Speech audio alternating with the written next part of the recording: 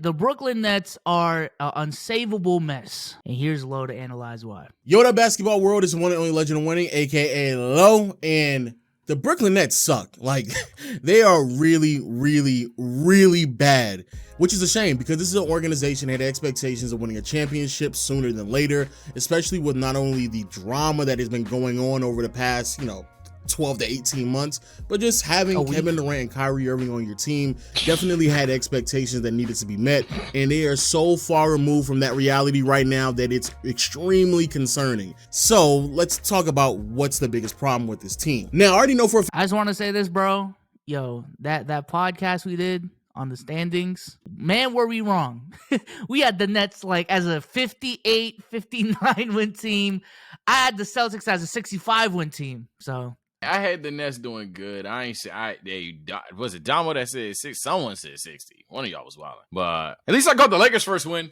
Fuck it. Shout out to LA fans. I got one. But nah, the predictions, I ain't gonna lie, we getting grilled. We getting grilled bad right now, but that's how it is in the early season. I'm gonna give us a little bit of slack. a lot of people are going to sit here and say, oh, it's Ben Simmons. He's the problem. Oh, he sucks. He's not doing nothing. He can't space out the floor. He can't shoot. And to be fair, that is a problem. That is undeniably one of the bigger problems with the Brooklyn Nets. And it's a shame because if you are Ben Simmons and if it doesn't work for you in this situation, honestly, I don't really know how many other teams can best maximize who you are supposed to be. In this role, Simmons is supposed to be the pseudo Draymond Green. And right out the gate, I'm going to have to apologize to Draymond and the Warriors because, boy, did we undersell what that team has been able to do for the past like 5, 7, 10 years now.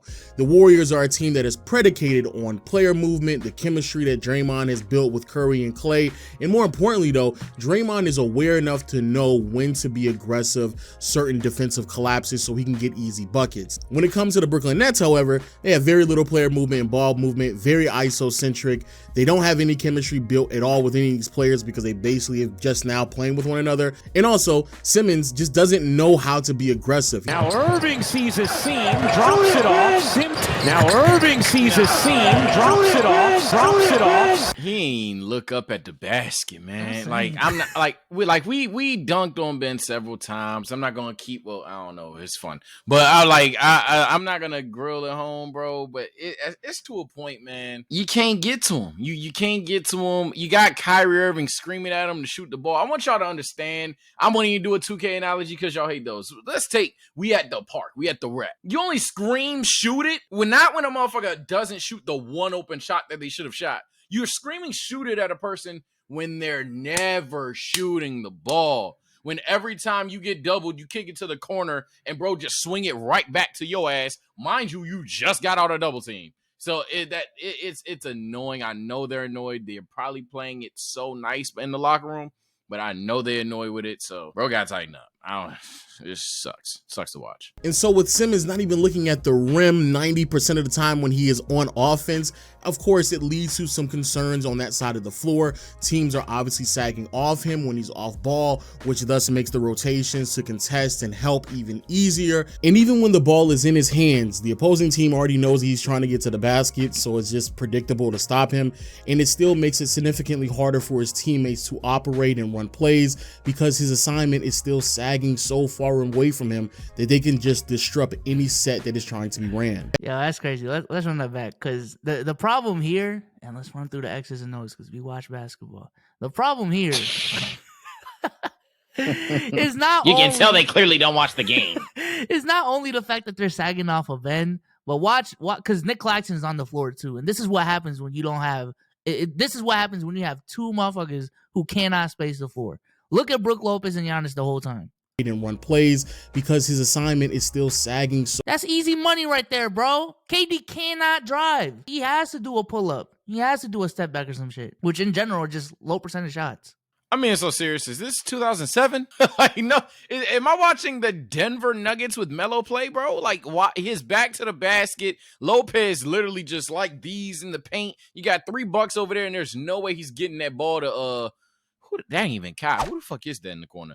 He ain't even getting that to him. So this shit is crazy. And then when you marry that with lineups that feature Nick Claxton, somebody who was also a non-offensive scoring threat, we are talking about a team that was set to be one of the best offensive units in the NBA, being slightly above average, which is crazy because both Kyrie and Kevin Durant have to be like historic mid-range shooters and shot creators and tough shot makers, and they are still slightly above average. However, it's not as crazy as how bad of a defensive unit this team is, because this team is really bad defensively. In the 7 games in which Nash was coaching this year, the Brooklyn Nets were really bad in practically every defensive statistical category. They had the second worst defensive rating at 119.1. This resulted in the opposition putting up 120 points on a night-to-night basis, which is ridiculous for one of these slower-paced teams in the league. Also, the Nets are terrible at rebounding, which resulted in second chance opportunities for the opponent,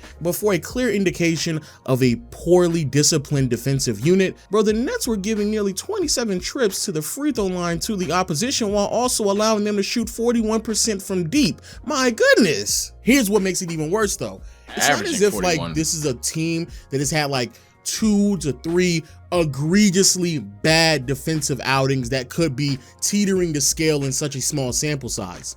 No, we're talking about a team that has allowed their opponents to have career nights against them. The Pelicans grabbed 21 offensive rebounds. Siakam had arguably the greatest offensive game in his career with a 37-point triple-double on great efficiency. John Bain combined for 76 points. Giannis dropped them off with 43 points on great efficiency. Luka gave them 41 as well as 14 assists. And the Indiana Pacers broke a franchise record for the most three-pointers made in a game with 23 of them. So if you aren't a fantasy or you put money on games, just go see who the Brooklyn Nets face. Make sure you add them on your fantasy team or just bet the over on points. And at this point, it's like free money. It's just ridiculous. Hey, you can use a prize fix ad low. I ain't gonna lie. Go ahead, man. Hey, I'm about to say, Hey, shout out to...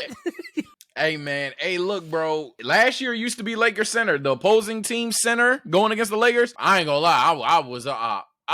That was free money. Concerning for all my Brooklyn Nets fans out there, and I'm sorry I have to tell you this, but the biggest reason why I wanted to make this video is because I truly don't believe that the concerns that this team has defensively is going to change anytime soon, because that's just the makeup of the roster. The first biggest problem that this team faces is that they just don't have any size at all. The 7 to 9 man rotation is basically consistent of a bunch of guards who are 6'6" and shorter, and 3 other players in KD, Simmons, and Claxton who are taller than 6'6". This means from a perimeter-oriented standpoint, bigger ball handlers such as LeBron and Jason Tatum are going to have a field day, which is something that we saw with Siakam, Giannis, and Luka. Bulldozing their way into the basket was fairly routine. Being aggressive in the post generated great offense for themselves and others.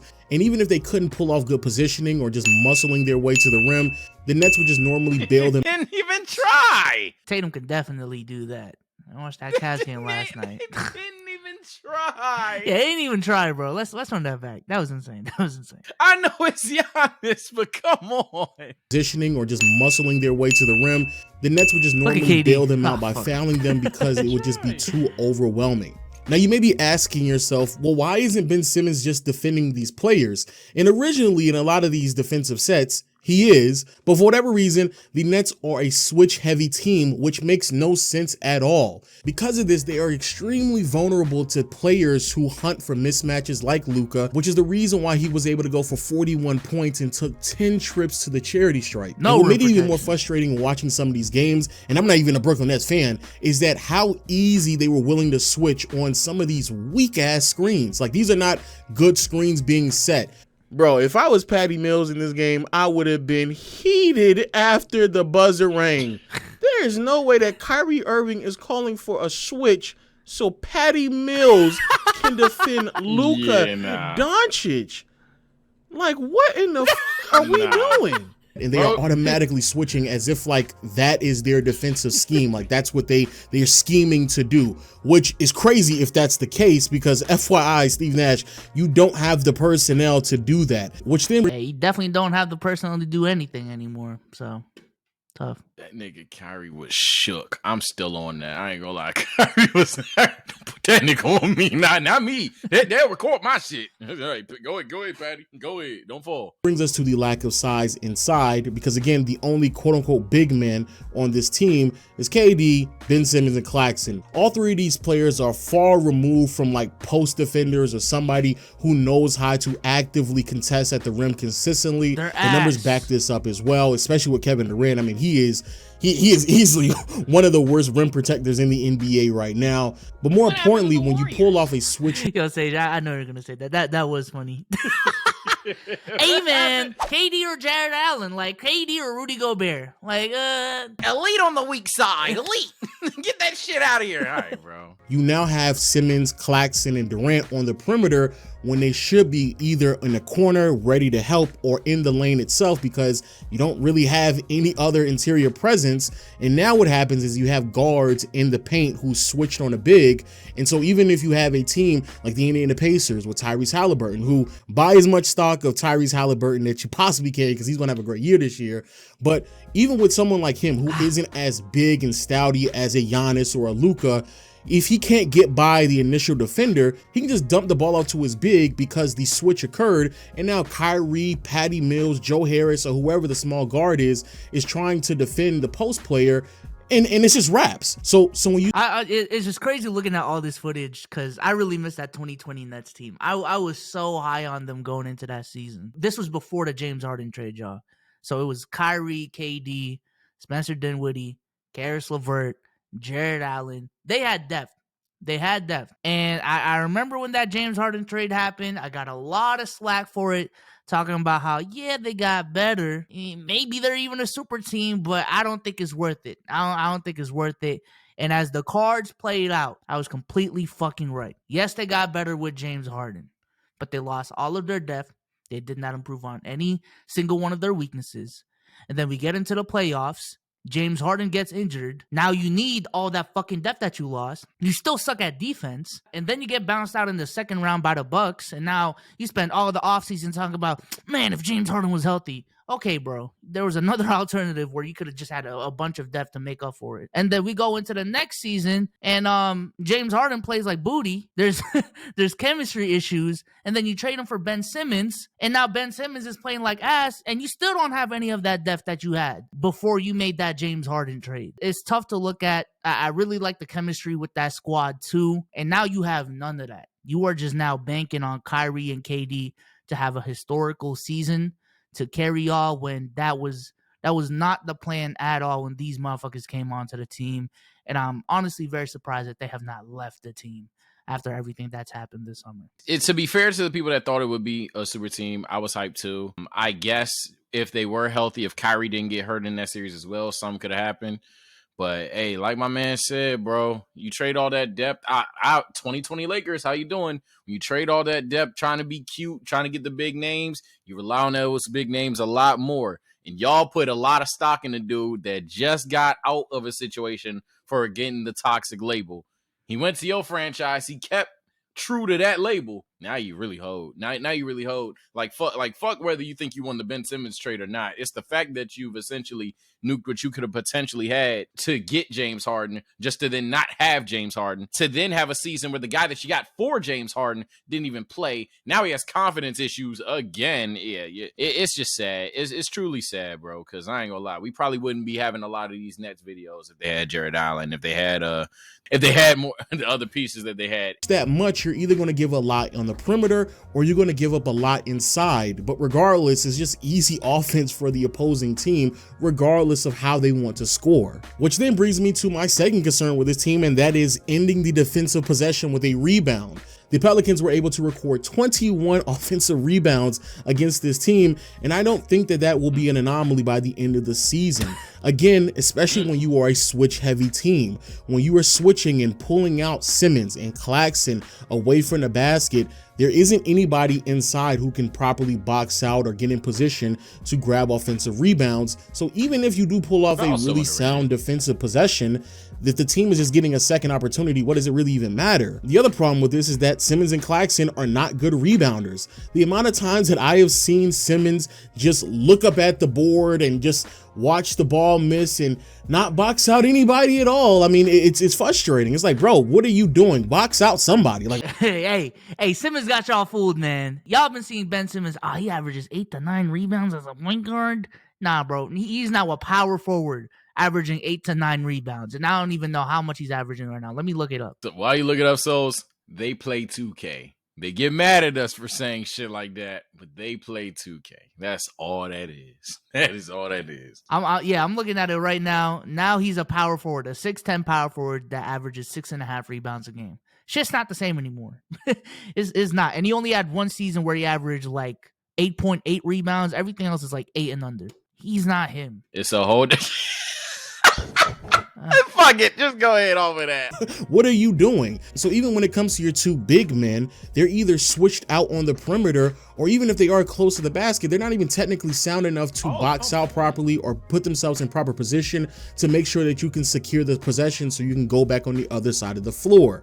And even if they're not doing that, they're probably doing a lot of helping or overcompensating for the rest of the team's deficiency, which is the third concern that I have for this team. The amount of times that Claxton and Simmons have been caught ball watching so far this year, quite frankly, has been embarrassing. I don't really even blame them that much because I know why they're doing it. They constantly have to be in position to send help, and they don't know how quickly the defense will just collapse and they're just out of position. Because of this, players who are constantly on the move off ball, like Duarte and Buddy Hill, can consistently catch this team sleeping. This extends even further beyond just Simmons and Claxton. I've seen Durant be very slow on closeouts. Kyrie has put his team at massive disadvantages when he's trying to gamble in hopes that he can get a quick steal. And even other players such as Patty Mills and Joe Harris sending help in unopportune situations, just leaving someone open one pass away on the strong side. Again, all just unacceptable. The amount of times the Nets defense have just fallen apart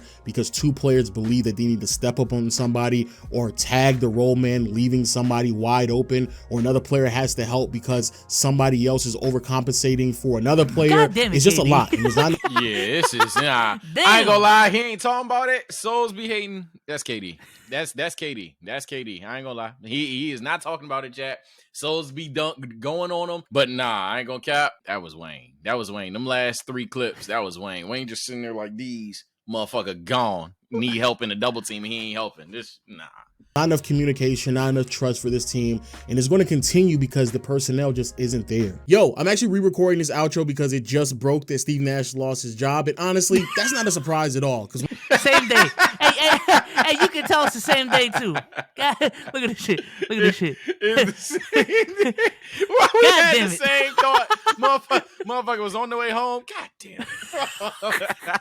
Yo, I'm actually re-recording this outro because it just broke that Steve Nash lost his job. And honestly, that's not a surprise at all. Because one of the other problems with the Brooklyn Nets is that Steve Nash was just way over his head. Not only was he dealing and juggling with personalities and egos on his team, but he just didn't understand the nuances of offenses and was clearly way out of his depth on the defensive end of the floor.